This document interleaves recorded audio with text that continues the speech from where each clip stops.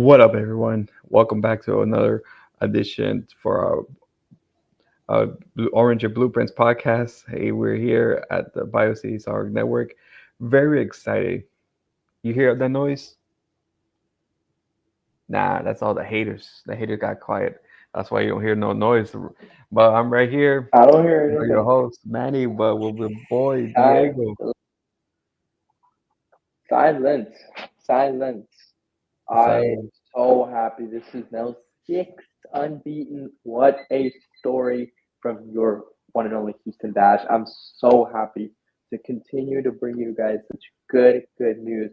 I mean, it's unbelievable. Manny, when was the last time we could give so much good news? Back to back to back to back to back to back to back. I think that was six. But that's before I'm pre-COVID. I am over the moon. I am so happy. Let's get this show on the road because there is so much to talk about. We had a little bit of a disagreement about how the game went before the show started. So let's Yeah, get right into it. Manny, I'm gonna flip the script. What did you think of the game? 3-0 was the result, but you were mentioning that there's a little bit underlying the score. Talk to me about that. I think if you look at the game, overall, with San Diego this past Sunday, it was I think the headline was supposed to be Alex Morgan gets a tribute with a San Diego convincing win, and it looked like that for majority of the game. San Diego was pressing, especially I think the first 10 minutes, the 10 minutes of the first game. You're like, okay, San Diego's relentlessly pressing on the dash, and it took like I think two made great saves from Jane Campbell early in the first half to set the tempo to be like, hey, you know, chill. And then of course after that, Clarissa Loresi scored her first NWSL goal and Houston Nash goal with a great passes from Kiki, from Yasmin Ryan, from Sheehan, and back to Clarissa to score that in. And then of course San Diego came back, and then of course in a quick counterattack, Yasmin Ryan takes the ball to Clarissa. Clarissa takes to the end of the ball and then brings it back to Yasmin Ryan. Boom. And it's like, okay, you thought, okay, at the half 2-0, you're like, okay, we got this. And then San Diego came back again. San Diego came back and back, and Jane had to do a couple of nice saves. And it was like, okay, is the game, I think back in your mind, is the game's coming out of the Dash's hands? Like, okay, how much longer can they hold? And then, of course, Yasmin, Michelle Lozzi went to the corner, give it back to Maggie Graham. Minute 77. Man, and That then was I was laughing because we were laughing because I remember because what was it Dustin Hefe was like, because Clarissa went off to with a knock, and then Messiah Bright had like two chances to get it above, and then she came to score it to get the 3-0 win. I think if you look at it at the stats, you think, okay, the Dash dominated this game, but like the momentum was always on San Diego favor. If you look at the stats, San Diego had 68% of the ball. They were clearly dominant, and they had I think one of the stats, they had one of the most touches in the final third. I can't, yeah. Though their passes on opposition are our end, they had 72% passing and ball on the ball. So it was really. I think if you really look at it, you're like, okay, how bad is it gonna be? But I think I will give credit to uh, the Dash, Jane Campbell especially, but of course not just her, but the back line and the way the team just put themselves on the line for defending. It was just like, okay, this is maybe it wasn't like the last two games with Louisville and Seattle that the Dash were on the ball that dominating, but you could see how they didn't feel nervous. I think that is a different thing. I think as you watching, you felt nervous. Okay, they might, get this game might get out of their hands, and he was like, okay, out of control. But like, no, they they hold on, they turned it around, they kept the clean sheet, and they won by 3-0. So that's a good performance if you look at it that way. I mean, couldn't have said it any better. A textbook performance straight out of some youth, like Masai Bright, some experience, like a Jane Campbell that we've seen of old. A vintage performance from a new look Jane Campbell is what I was told when I was talking about the game here in New York. And I couldn't agree with that statement anymore. We're going to talk a little bit about how revitalized Jane Campbell has been as of late. But kind of where my disagreement comes into play really is even if San Diego were able to really notch some moments of momentum, I think this specifically calls on how dominant the Dash were throughout the entire game because like we could see throughout the game that no matter what San Diego was really putting an effort to, there there was there was no real, for me at least, anxiety when it comes to San Diego scoring. By I would argue minute 50 in the second half when you're already up and you're already confident into the game. I saw San Diego put really everything into their offensive effort and nothing. Jane Campbell was reliable as always. You saw players like Paige Nielsen step up, Clarissa Larissi getting her first goal. I mean, this is a textbook great performance from which something that we're going to talk about and what I'm going to ask you, Manny, a, arguably a great team on the night. Manny, a quick question for you. I know I'm asking the questions this time around, which is a little different than normal, but I'm hyped up. I'm happy about this result. Manny, is this the sign of the Dash going from a pretty okay team to a great team, or do you think you need to see more from them? No, I think it's a good question. It's a good thing to meditate to look at. I think when we start the restart, we so many questions. It's like I think at one point even Theo was I think is it just luck? Is it just luck that the Dash are in this position? But I think those last three performances, especially, were the turning page. The page turner. I think you see like okay, the Dash has something. The Dash have what other team doesn't don't have.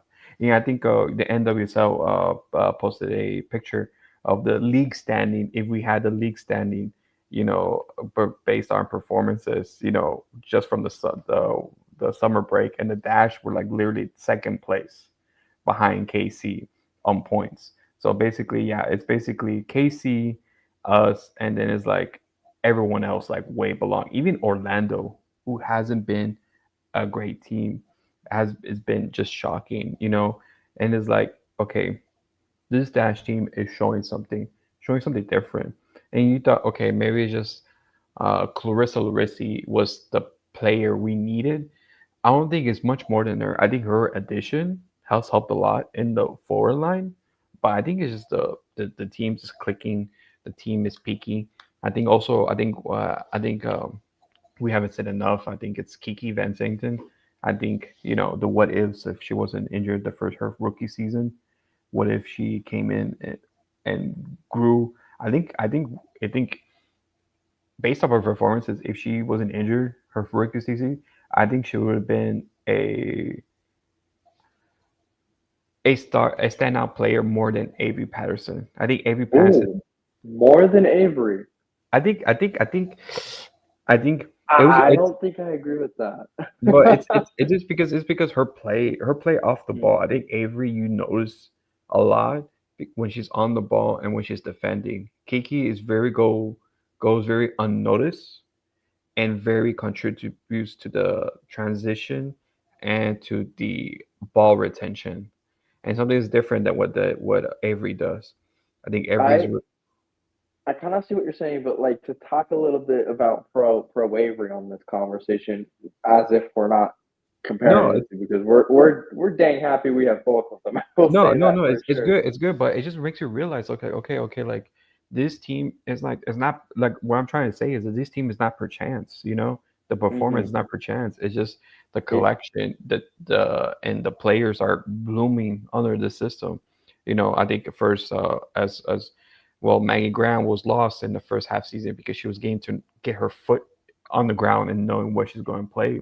But also, you see players like coming back in. Alicia Chapman, who hasn't played the first half, now comes in and becoming an everyday starter. And people are worrying like, why? If she doesn't have the legs, or does it have her game fitness, but she just comes back in and she played like she was 2 3 years ago. And it's like it's very interesting to know, like, okay, this team is going some places. This team is going someplace. Sadly, I wish we had this performance early in the season. I think we would have been more comfortable in the middle and the top end of the table comfortably. But I think this team is coming up more better now at a crucial time where teams are slipping up. Teams are slipping up, and the Dash are getting, I think, the full benefit of it. I think if you look at the table and how teams are performing, the only one is upscales is KC, Washington, and the Dash.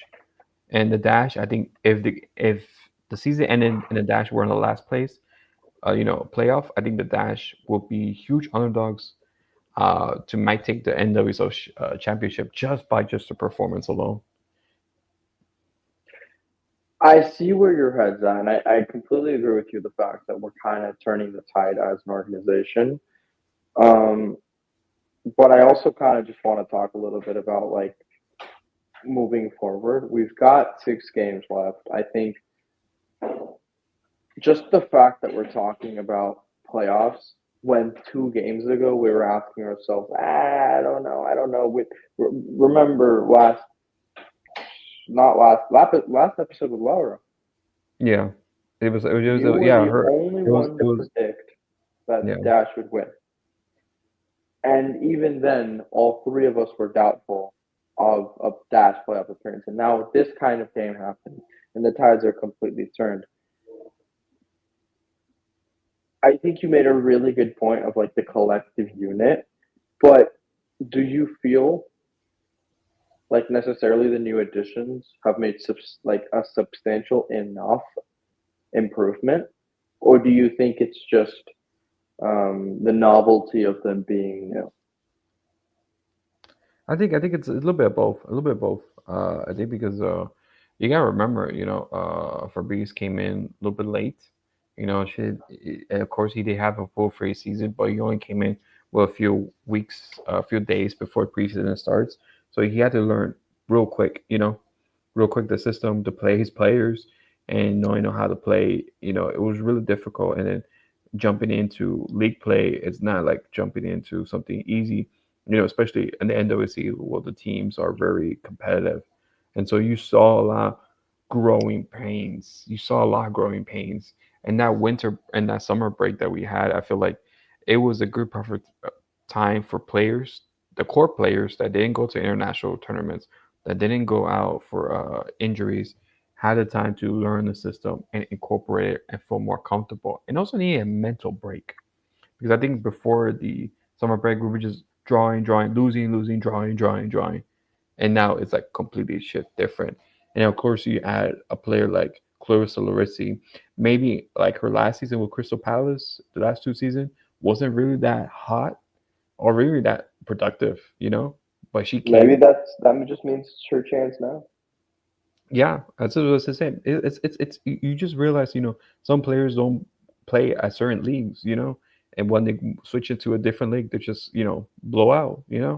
So it's like, you can't blame her what she did. You gotta make sure that when she comes in, she works, and she has done.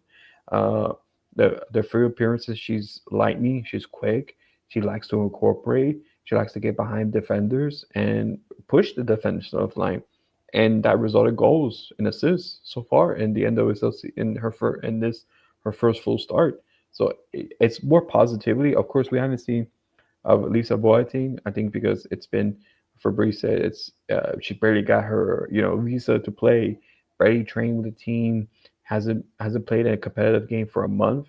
So I think we might not see her maybe until next maybe this week's game or next week's game because she has to build fitness. She has to know how to play her spot on the team. But it's a good another addition to the team on top of what we have. I think what we have is the basis, the foundation for this team to move forward. I think this is the final.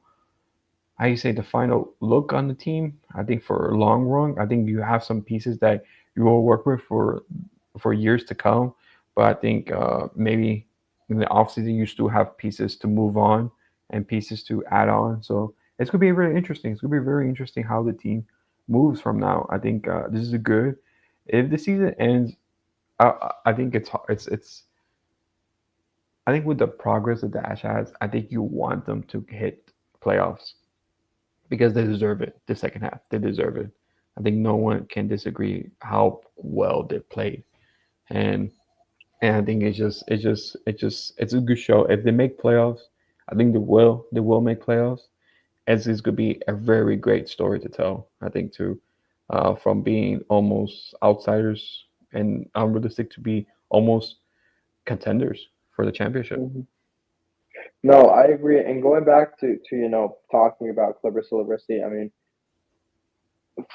two goal contributions, a goal and an assist in 3 games, both of them being in her first start. Do you think that this is the number 9 that we have desperately wanted to, or do you think that there's still more to prove if you're Clarissa Liberty when it comes to the dash?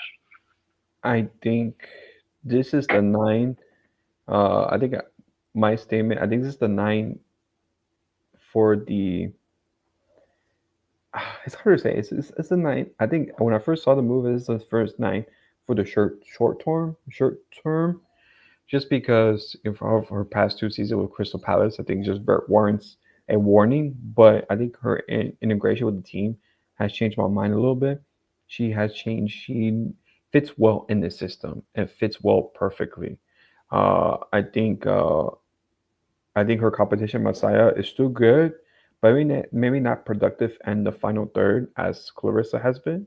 I think in 3 games she has done more than Messiah Bright has done, But it's just. But I think you can't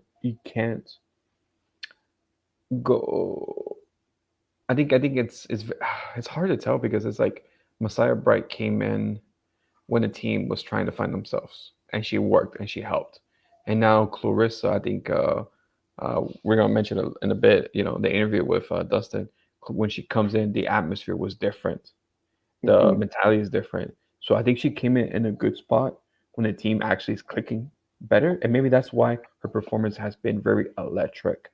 It's just because the team is actually clicking and actually supporting the number nine, and it's very good to see that she is reaping the benefits for it. I will still like maybe another number nine, just because not because I don't think Clarissa is a sufficient nine, but I think Messiah and Clarissa are the same two type of nines. You may need another one if a case a situation calls that you might need a different type of striker up front, Hmm. so something different. But I think Clarissa is what the team needs. Another nine just builds competition and everything. You never want your star number nine to be comfortable. You want to have Hmm. like what Jane have that spark and that edge. I wholeheartedly agree. I think it's a little too early to talk about a replacement. I like your point about Messiah. Yes, it hasn't really panned out the way that we've wanted to, at least when it comes to that contract extension.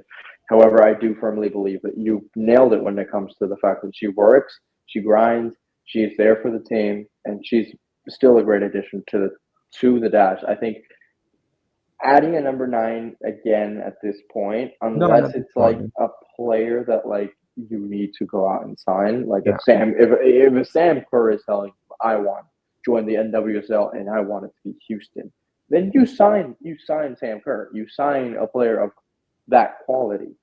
But if that isn't available and you have a player that's currently falling up for your team, I would give it a bit to marinate, because especially like for example, Jane Campbell, Abby Smith was signed. I would say I think like if I give you a question, Diego, like if for instance, like in Seattle, mhm, you have Lynn Biondolo, who is a top scorer for the NWSL. mhm. Would you take her in this dash squad if she becomes Oh, available? oh, absolutely. But I would say if a player like her isn't available, I would hold off. I think you need at this current point, since you're still like I you mentioned it earlier in the episode that we're not seeing the final iteration of this dash team yet. We're getting there, but we're not there. I think we still have to be very careful and intentional when it comes to these signings because, like, Yeah, for example, a Clarissa Larisi, Maybe she wasn't our first choice, second choice, third choice. I'm not the front office, so don't ask me that question. Ask Angela. Um, I think the point though should be okay. They intentionally look to fix their number nine issue, and now, as of now, it's fixed. So now I think they should go and look around the team and see, okay, we have a midfield issue, we have a fullback issue, we have a center back issue, we have a whatever issue. Instead of going, okay, we just signed a number nine, let's make sure she has competition. I think that's a little later in the process, but that just might be me. That Yeah, it's might also just be me giving way too much faith in Clarissa because I think that she's going to be a phenomenal player because yeah. she's like, I would say she's the perfect number nine for Fabrice's team. Yeah, I think so. I think it's. I think the moment we're not saying we don't confident. I think she has proven a lot that she is real confident on her play. But I think it's just like you want to have that competition. You never just want to settle. You want to have a new spark in the team, and it's just and also you don't know like what Angela has in mind in the offseason. You don't know which moves she will make to benefit the team. It's like I think we just can't be too comfortable with all the players that we have. We should always want to look to progress to move forward. If we have to move players to move on, we do. And then also you have to look at the players you'll send on loan, how they're doing. I know young players. What was it? Zoe Matthews just have her almost played a full game against Real Sociedad over there. And it's looking real good. It's very interesting how this team's going to form out in the future. I think right now what we have. Uh, and currently in the squad is really good enough. It can challenge most teams. They challenge San Diego, even though Dali and Karaskin were the best performers in the San Diego. Everyone fell flat, but I think they were still enough to hold them down and not make them real threats in the game. So it was really interesting when two players, especially one, well, two, are in the conversation for league MVP. You manage to keep them quiet. So it just shows a lot how this team is growing and we're ready to compete right now.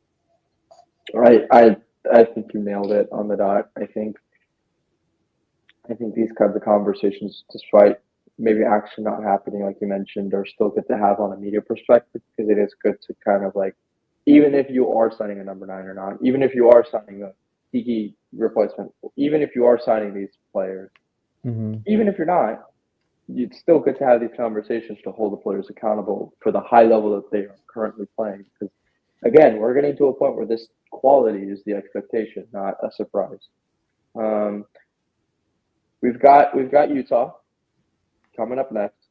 I want to ask you a little bit about that. Utah been playing well. These bottom two teams, Utah and Chicago, have been seen to steal points from the rich. A Robin Hood esque performance from Utah and both Chicago. Can you talk to me a little bit about what the Dash's mentality should be going into this game? I think when you go to this game, I think it was just very, very cautious. I think Utah. I think when you first come into the summer break, and you saw how Utah was, I think okay, the mindset is like they lost their best player with Ali Setnor. You're like okay, once she leaves, this team's go plummet down. Basically, you're like okay, this team is like forgotten. But I think it did the opposite. It did the opposite. They won, even though they just won one time after the break, but they drew four and only lost one. So they really had a good streak going on right here.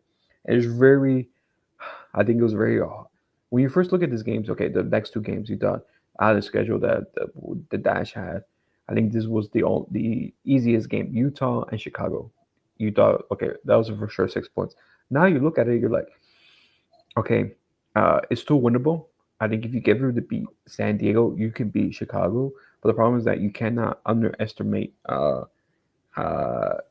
Utah at the moment. They are very, very tedious on not letting opponents outscore them. Yeah, that's very, very hard to do. They have the same mentality as Dash. Basically, they if you outscore them 3-0, they'll try to get back and make it 3-3. And so it's very, very hard when you're facing a team that has your same mentality. And so now the question is who's going to outdo the other? So that's basically what we're going to look at this game. Who has the stronger mentality and keep it that way? And so I think it's good, very, very good. I think overall, the way performance is going, the Dash have better quality. I think just because of the performance and everything how we've seen than Utah, but I think it's a game that you might feel as nervy as San Diego just because Utah has come back many games and drew them. I I think yeah, I would only disagree on the fact that these kind of teams are playing similar to the Dash when it comes to a mentality level, because I do firmly believe that the Dash are kind of at a point where I feel like even on a mentality level, they're kind of shifting themselves as an identity. Yeah, And with that, yes, I understand they have that chip on their shoulder that the Utah, the Chicago's have, where it's like we know we're underdogs in this game and we're gonna give them give them a nightmare. I think that's kind of being lost a little. Whereas right now, every single game for the Dash is looking to be a fluke when it comes to media, when it comes to other teams. Every team right now is looking at the Dash and is saying, "Hey, we're the team that wants to end that streak." And I think that's where kind of the mentality is different. Where Houston now, I think, should view themselves as that great team and should instead hold themselves to that high standard. And that's how the mentality should be. Instead of, oh, we're just going to play physical, we're kind of just going to like park the bus. Because I don't think that's the identity of Ash. Yes, it's easily mistaken to be, yes, because of Fabrice liking to play from the back and kind of that tiki taka style, that kind of slow but intentional movements that pushes the ball forward instead of those like overarching passes, dynamic movements that you would see in like an Angel City.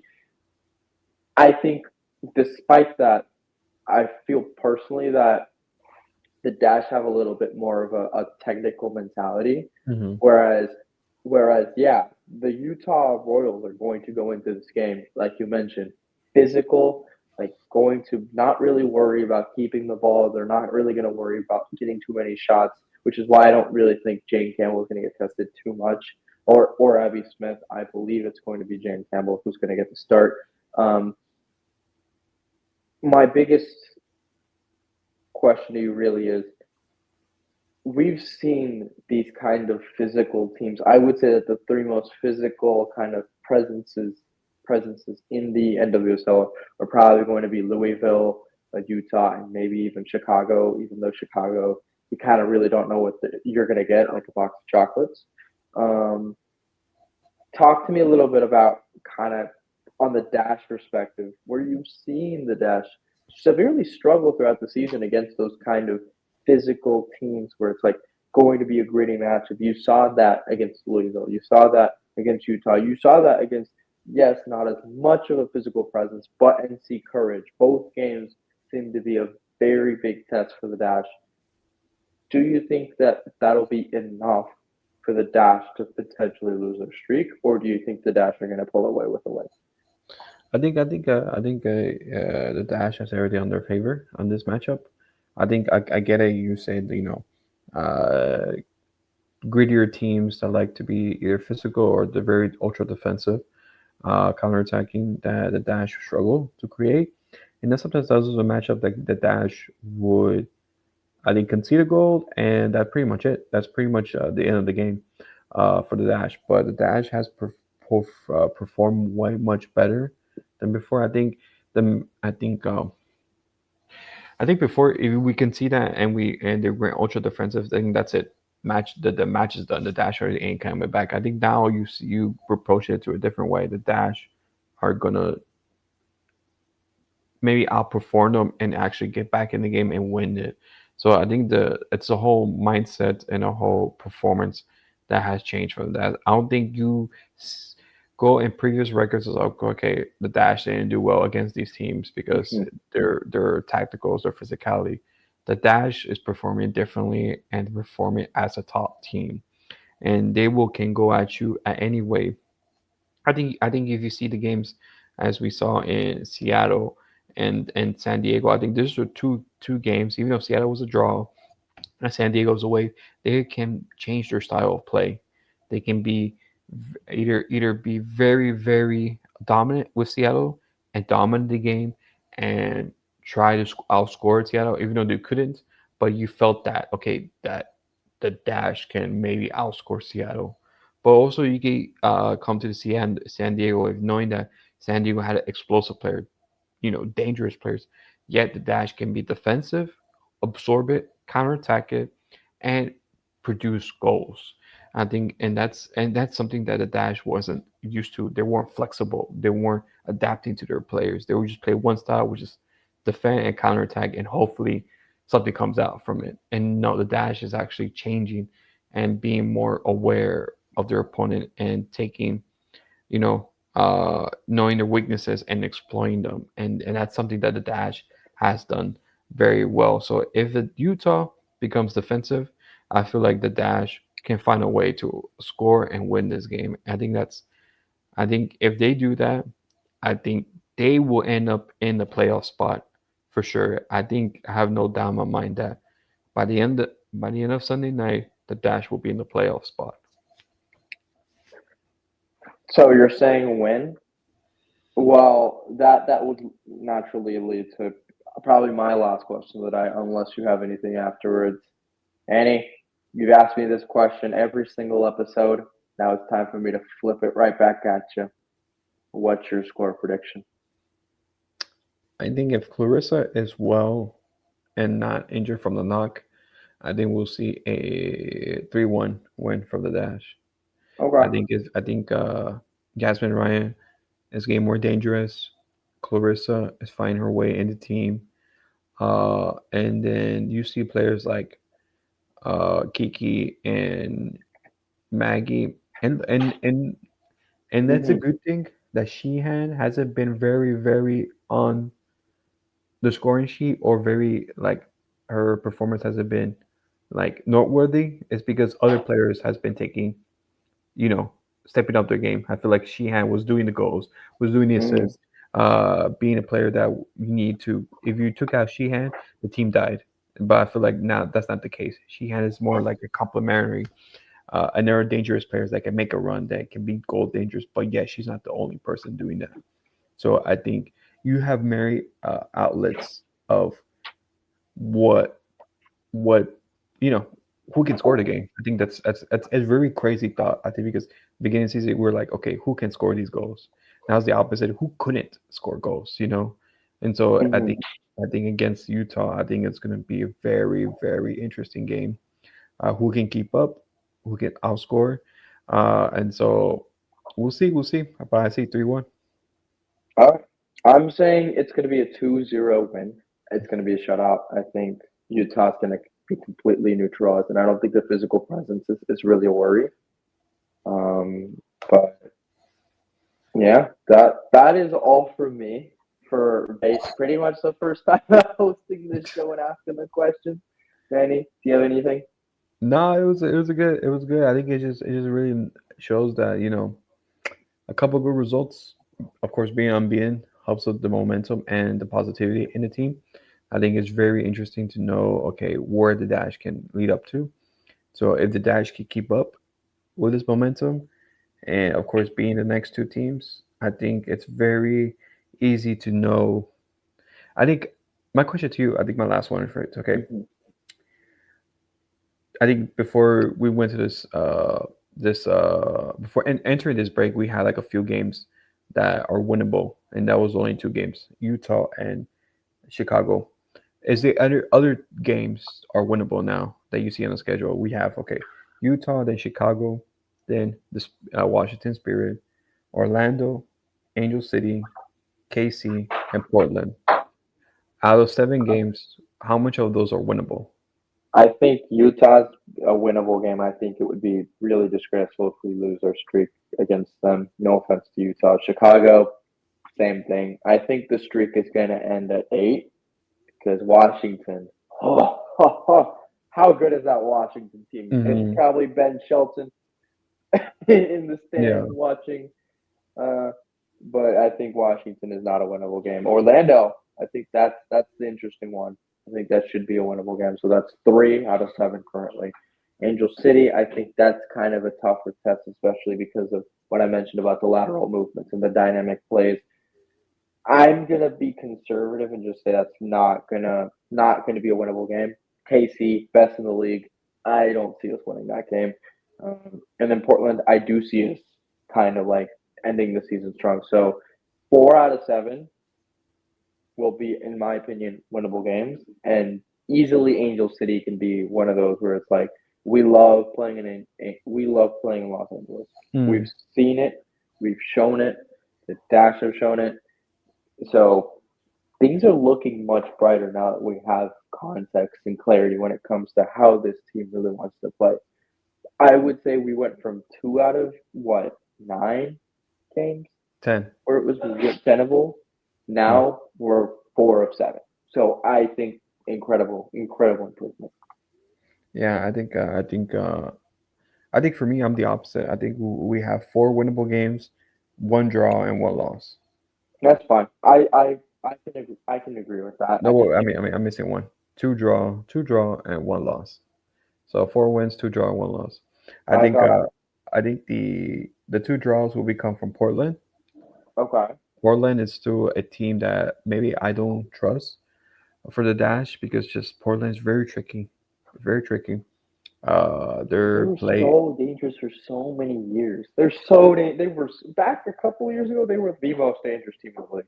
yeah, and so they're very tricky because they don't play the same way every game, so it's very unknown how they're gonna come out. Washington, Hmm. I say that's another draw, just because even though the team is clicking, the team and everything, but they still have players that are very injury prone, and that's the saddest part. It's like their Hmm. players are injury prone, so they could be hot, but one game players could go out as flies. So that's very hard. I think Angel City is a winnable game just because this will be the first matchup with next coming up without Alyssa Thompson. So Mm. we'll see how their team manage with that. Giselle's supposed to be the left back, supposed to be the new star player. We'll see how that goes. That's Hmm. gonna be very interesting of them. So it's gonna be very question marks on Angel City, even though they gained a player from Gotham. Uh, uh, I'm blanking out her name already. But they got a player from Gotham that is very interesting. I think it was very raises question marks how Angel City is moving forward. But I think it's very interesting how that goes. But I think other than that, of course, KC, I think it would just take a miracle from KC to get something from there. So I think that's gonna be a definite loss. But I think it's the performance changed your perspective. Oh, Performance 100%. performance is 100%. changed. Results changes perspective, and it's like okay, the dash can give something. The dash can do something. So I think before when we had the predictions, we had them off. Um, just not in the playoffs. I think if they get these results, I think they'll be right in the middle of the high of the top end of the table. So it's really interesting how quick results and the performance change with our expectations. So it's very Hmm. interesting on that. But I think that's pretty much it on that. I think it's very. I think I think if the Dash wins on Sunday night, I think many heads will turn and many heads will stop taking the Dash as underdogs and start putting them in the conversation. And I think it's time for that to happen. But other than that, of course, we appreciate every one of y'all for joining. Thank you, Diego, for hosting the show. But also want to remind for everyone that we do have online the new interview that Dustin did on our Orange Talk with Clarissa Larissi. So a few, I think, more aspects of that she does mention the team's perspective, how the team's chemistry is, of course, her revival and how she's integrated the team. So it's very interesting her take, being here for almost about more than a month you know so it's like her view take. I think very interesting that she doesn't like. I think it's outside respect of the culture is right now and how we, I think, as if you're Dash fan or been following the Dash, how we saw it as before. So it's very interesting her take on things. So please hear it out, and please always supports us and everything. Before we close out, Diego, you got anything else? Nope, just thank you guys for tuning in. You know where to find us: Instagram, Snapchat. Nah, I don't know man. Snapchat, You can hit Diego on Instagram, Snapchat. Twitter. I am not running that. I am absolutely not running Instagram, Twitter, Blue Sky, YouTube, all at Bayou City Soccer. I would like to thank our wonderful, amazing sponsors, which are Ugly Guppy, Elotes Bravos, and We Got Soccer. Hopefully, I get to check out the We Got Soccer podcast this real soon. Would like to thank my absolute legend, Manny, for another great episode. I would like to thank you guys for tuning in to another week of good news. Let's hope for another one next Wednesday. But good night, and I will see y'all next time. Peace.